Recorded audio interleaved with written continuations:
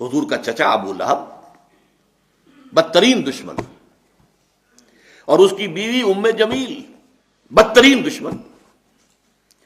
دونوں انتہائی خوبصورت انسان تھے. ابو لہب سرخ سفید رنگت، بڑی بڑی آنکھیں، بہت خوبصورت انسان تھا. اسی لیے اس کا نام تو غالباً عبد العزیٰ تھا، اگر مجھے مغالطہ نہیں لگ رہا ہے، بلکہ یہ تو اس کی کنیت بن گئی تھی. ابو لہب جیسے کہ لہب کہتے ہیں دہکتا انگارہ، تو یہ تو دہکتے انگارے کے مانند ہے. اس کے سرخ و سفید رنگت جو ہے، اس کی آنکھیں جو ہے بڑی بڑی، لیکن بدقسمت بدبخت حضور کا انتہائی دشمن. اور ام جمیل اس سے بڑھ کر دشمن. یہ بتانا مشکل ہے کہ کون زیادہ بڑا دشمن تھا. ذاتی طور پر حضور کو جو تکلیفیں پہنچائی ہیں وہ باہر کے لوگ نہیں پہنچا سکتے تھے، لیکن یہ تو گھر کے لوگ تھے، انہیں کون روکے.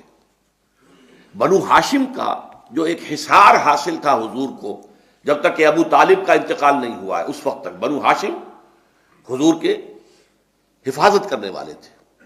لیکن یہ تو خود بنو ہاشم میں سے ہے، اور ایک دیوار بیچ رہائش ہے ابو لہب کی اور حضور کی. اور یہ بیوی جو ہے اوپر سے دیوار کے اوپر سے گندگی پھینکتی ہے حضور کے گھر میں سین کے اندر. صبح تہجد کے لیے حضور اٹھتے تھے اور جاتے تھے بیت اللہ کے پاس، جا کر وہاں عبادت کرتے تھے. راستے میں کانٹے بچھاتی تھی، کانٹے لگے ان کو. سخت ترین ایذا پہنچانے والی عورت جو ہے وہ ام جمیل بیوی. تو ان دونوں کا ذکر جو ہے ایک مکمل صورت میں، اس صورت کا درس اس وقت دینا مقصود نہیں ہے، صرف حوالہ مقصود تھا.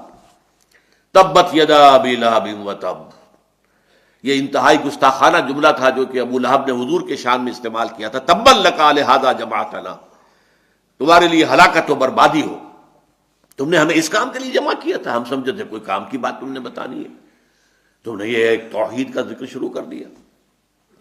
اس پر یہ آیت سورت اتری، تبت یدا ابی لہب، ہلاک ہو گئے، برباد ہو گئے، ٹوٹ گئے ہاتھ ابو لہب کے.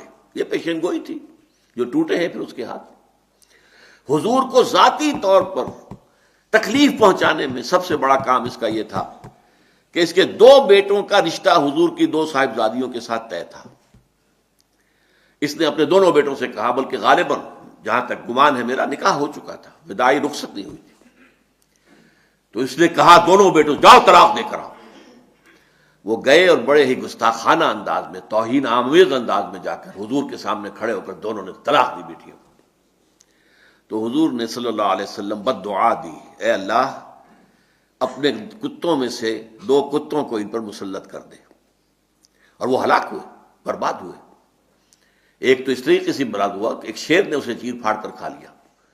اسے خوف تھا، ایک قافلہ لے کر گیا ہوا تھا، اور اسے رات کو وہ یہ کرتا تھا کہ اپنے ارد گرد جو ہے وہ الاؤ آگ کا جلاتا تھا، اس کے درمیان میں سوتا تھا.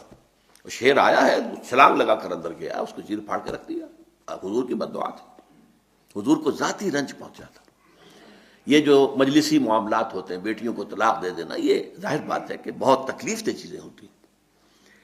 بہرحال اس کے لیے فرمایا تبت یدا ابی لہب وتب ما اغنی عنہ مالہ وما کسب، اس کے ہرگز کام نہیں آئے گا اس کا مال اور جو کمائی اس نے کی ہوئی ہے، جو مال کمایا ہوا ہے.